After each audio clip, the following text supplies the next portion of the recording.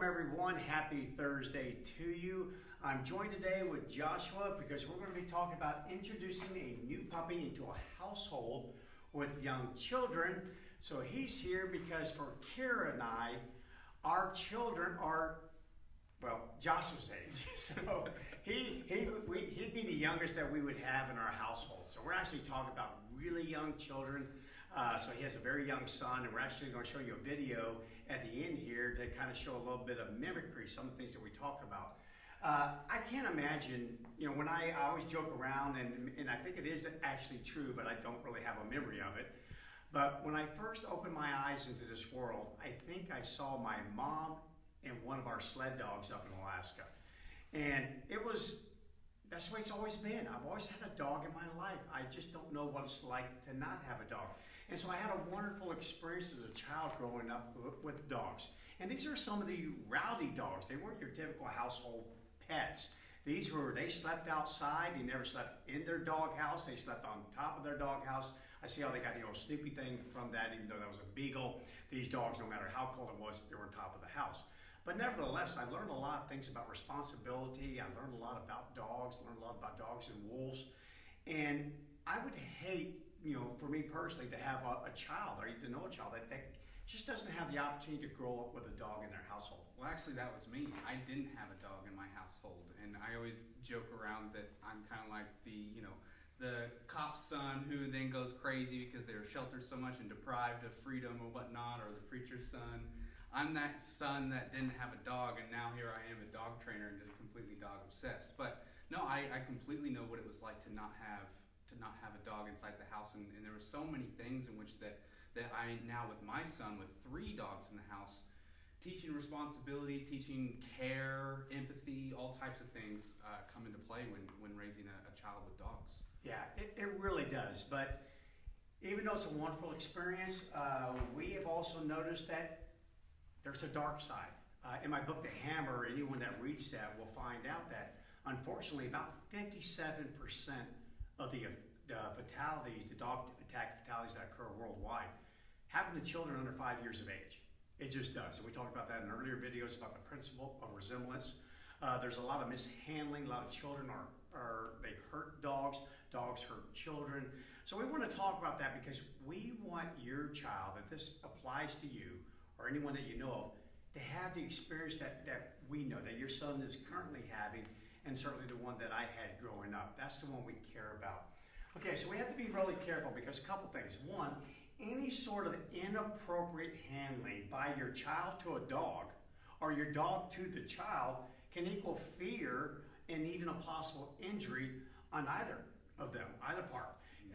We've had many children that have grown up, and I talk to them as adults, and they go, wow, this is the first time I've had a dog since I was a little child, because when I was a little child, our family dog bit me in the face. I had a friend next door that had a dog, and it attacked me. And then we have many dogs I work with and I evaluate to determine if they have any sort of phobias or unusual fears, and we track it back to, wow, the onset, the causality of their fear can definitely be contributed to mishandling by a child. And now these dogs grow up to be very fearful of children. They're fine with a lot of adults, but man, they cannot stand it. They're really fearful around children. And so we got to be really careful about that because accidents happen, and I get that.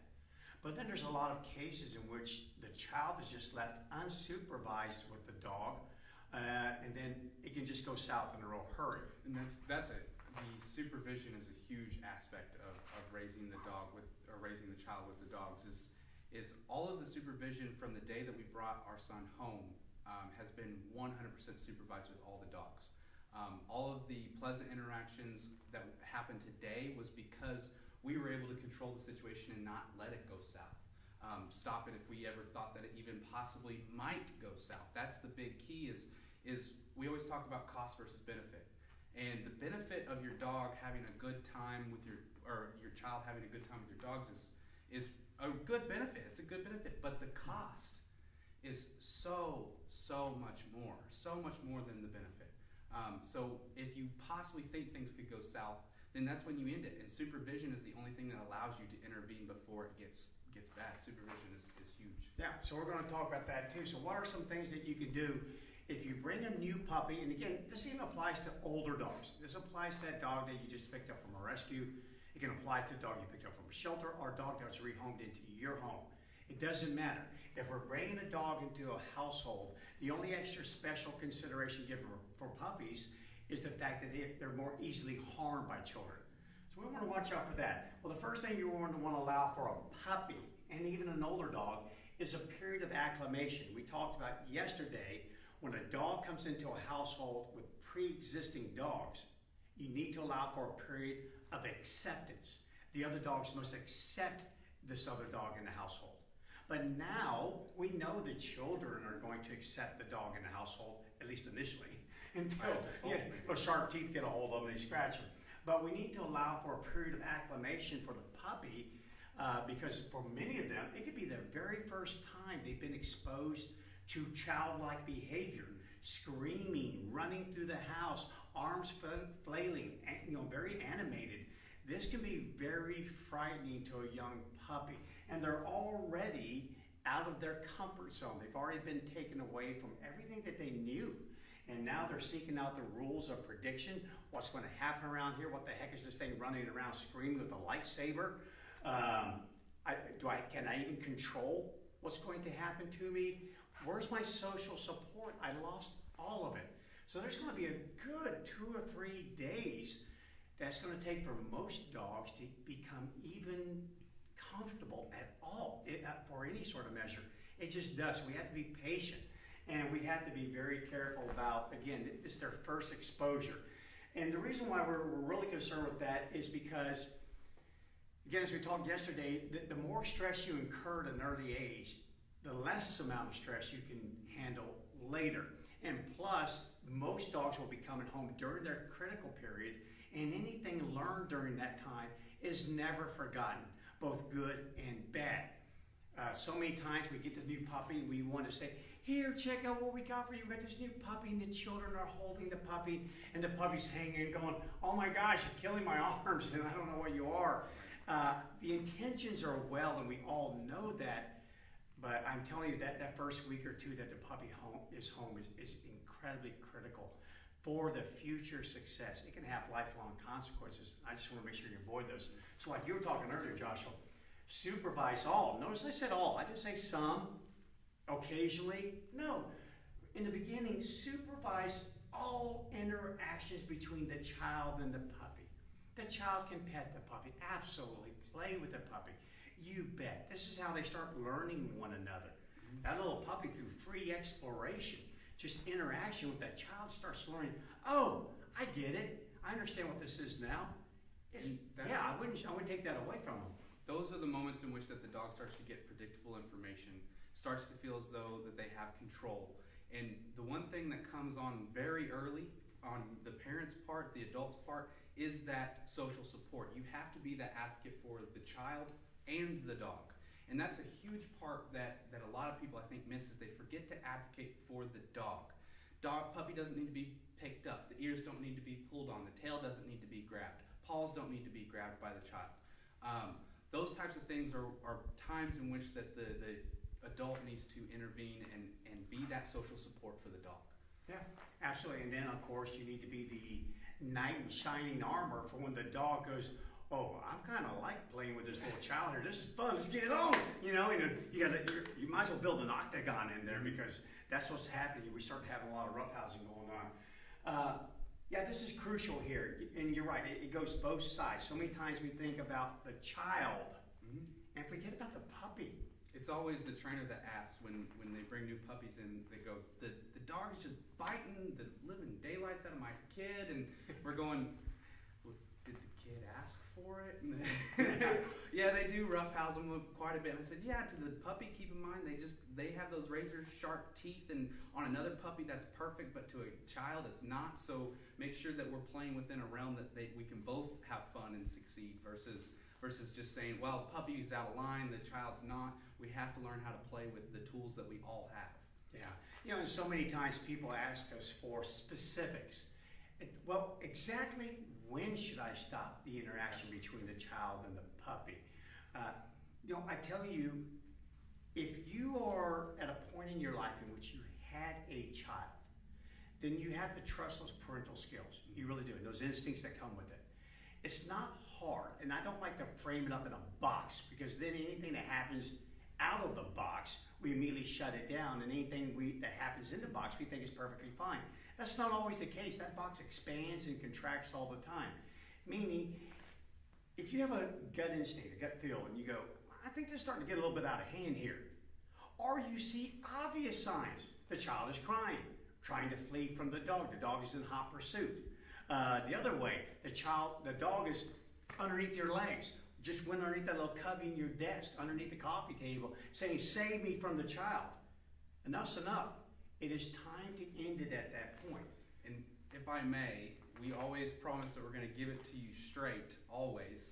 And I love all of our viewers out there, so you know I'm not talking about you if you're watching right now, but sometimes those parental instincts don't kick in when they should. And a couple times in which that, it really just gives me chills when I hear people brag about, and I'm speaking about older dogs specifically, how well their dog is with their child, and it just lets them waller all over them. And those kids could ride that dog and he has no issue, or they show me pictures of the child's crawling over the dog while it's sleeping.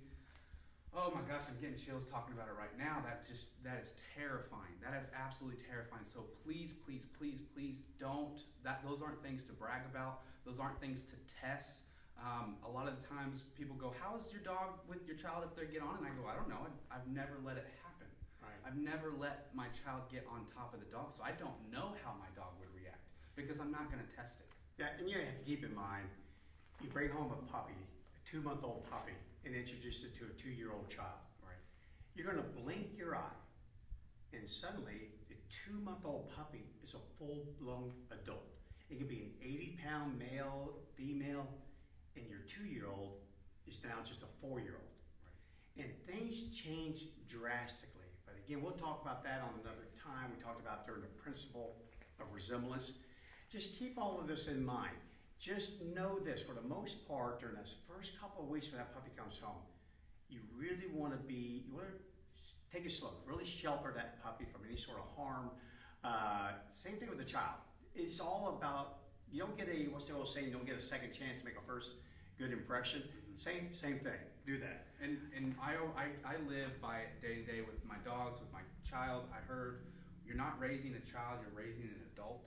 And you have to raise them as that they're going to be an adult, so you can't excuse away some behaviors sometimes. And it goes the same with puppies.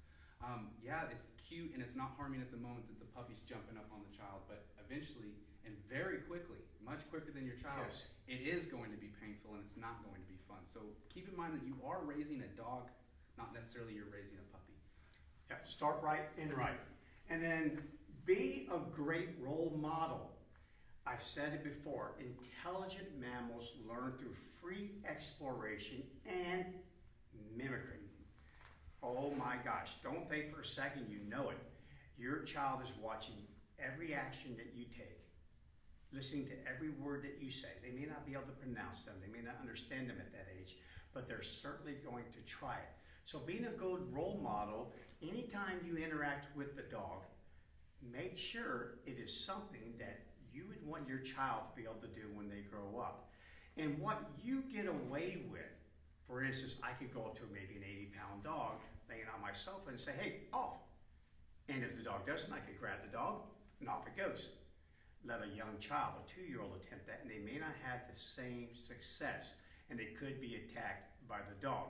So just make sure that all of your interactions with your dog, while your child is present, never creates any sort of trigger which the dog could act out that you think it would do so with the child. Anytime I'm around my dogs, and when our children were growing up, we made sure that we are always a good role model. And we made them practice with them. And we forget often how much role model, and myself included, how much our children are watching us, because the exact example that you gave, I'll often say off and just kind of tap one of my dogs on the behind, not spanking them, just, hey, off, there. And next thing I know, I'm seeing my son do the same thing, and I'm like, whoa, hey, that's not for you, that's not for you. So yeah, everything that they're doing, that you're doing, they're watching, and they're most likely going to mimic it. Even things you say. I hear my son all the time say, "This is Bo, a dog I'm working with here at Taming the Wild right now," and he says, "I'm working him." Where have you heard that? Yeah, and even I just had one recently where we're teaching the command out, let go, because the dog was very aggressive with both objects and food. And then come to find out that the client had a 3-year-old, and he asked, should I train this so my 3-year-old can make the dog let go as well? And my answer was absolutely not. No, that is competitive aggression. Remember, anytime the dog has something of value in its mouth, in its possession, whether it's be an object, whether it be food, it doesn't matter. If you are approaching it as though you want to take that from the dog, it will run that situation in a millisecond through a cost versus benefit analysis. And if it thinks, hey, the cost of keeping this is worth the benefit, I'm going to keep it, and I'm going to run you away. You now don't take on the perception of an opponent or a competitor, not as a dog owner, and definitely not as a dog owner as a young child.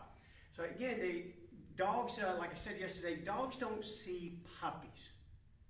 They see puppy behavior. Dogs don't see children as puppies. They don't. They're going to grow quickly, and when they do, the perception is completely unique to them. It's internalized by them. So again, we want to start off with a great beginning so that we don't have any fear, any mishandling. We don't have dogs growing up that when they reach the potential to be aggressive, they're not aggressive to your child because they saw you get away with making the dog do something that you incurred no aggression from whatsoever. You just incurred 100% good old reliable obedience. I even say to humans, I mean not humans, adults all the time, there's a science in me, that we all kind of get the dog we deserve. And that, unfortunately, that happens for the young child as well. They can get a great dog and a great experience, or through our mishandling, their mishandling, our lack of supervision, it can go south in a real hurry. So so let's go show the video with you real quick, Joshua. So we have to just go through 2 steps here, 1, 2, and then we'll get over to a video. And Lindsay, I'm going to have you move in a little closer. Lindsay's filming today. And this is before we run it.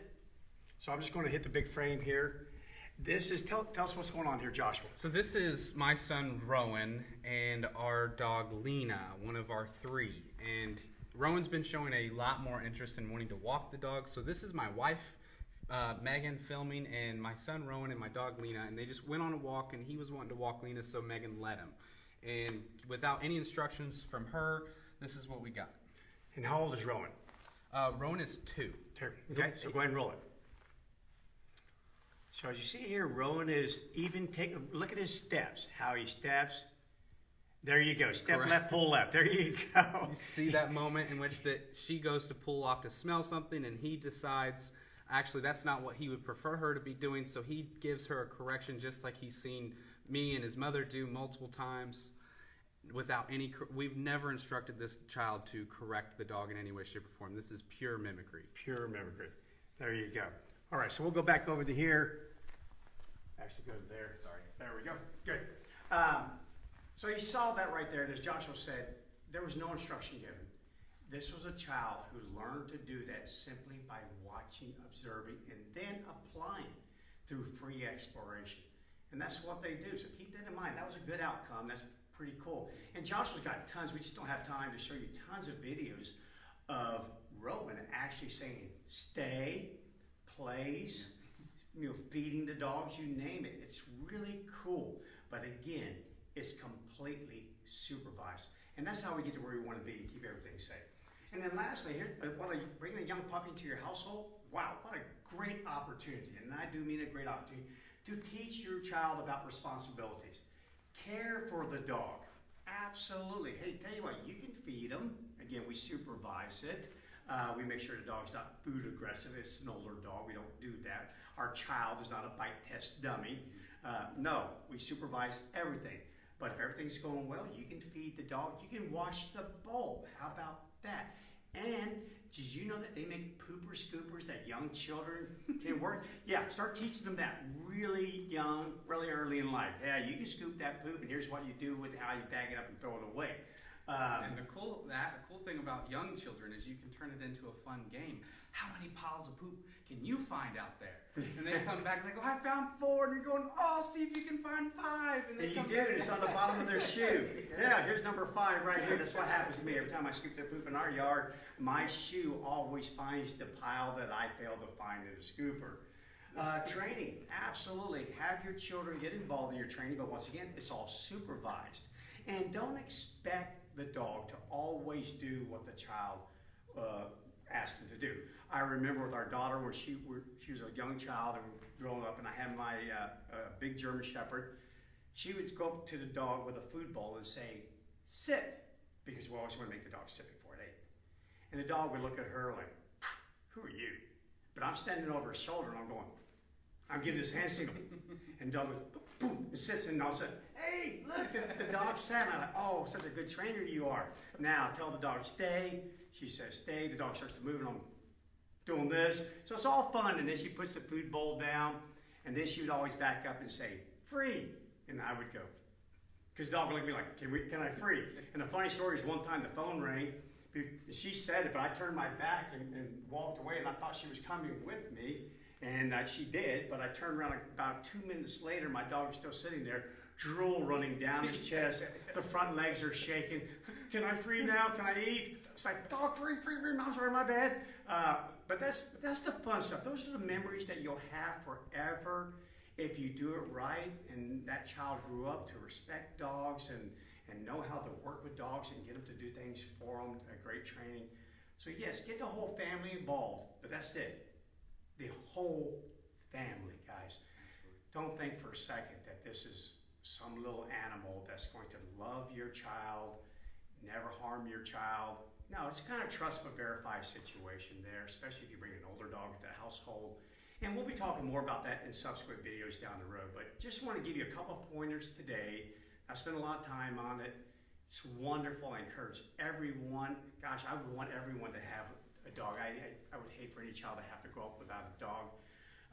But if you get started late in life, you call yourself just an older child, then go ahead and get a dog as well. And if you bring a puppy into the household, obey those rules even for yourself. Got anything to add, Lane?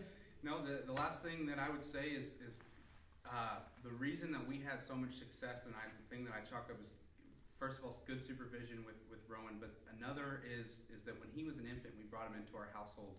The number one thing was absolutely no physical contact. The first thing we did was not letting the dog smell the baby or anything like that. We took a lot of precautions for bringing the baby in the house, which is, I think, a huge part of our success. Yeah, and that'd be another video when we talk about, because there's 3 different situations. When you bring a dog into a household with existing dogs, you bring a dog into a household with existing children, and then you bring a child into a household with existing dogs. So we'll save that topic, but those are good points right there. But we'll get on that and cover that another day there. Okay, any questions on this? A lot of questions can be asked on this. You know where to reach us. You can reach me at Bryan with a Y at tamingthewild.com. Joshua, not Josh, at tamingthewild.com. Hey guys, this is day 53 on Journey to Create just a wonderful experience with dogs. And we love this. That's why we do it. I want you to love it. And this is our journey. So if you think anyone would love this video, please share it with them. And until then, again, stay together, help your neighbor, be safe, and I'll see you tomorrow. Take care, guys.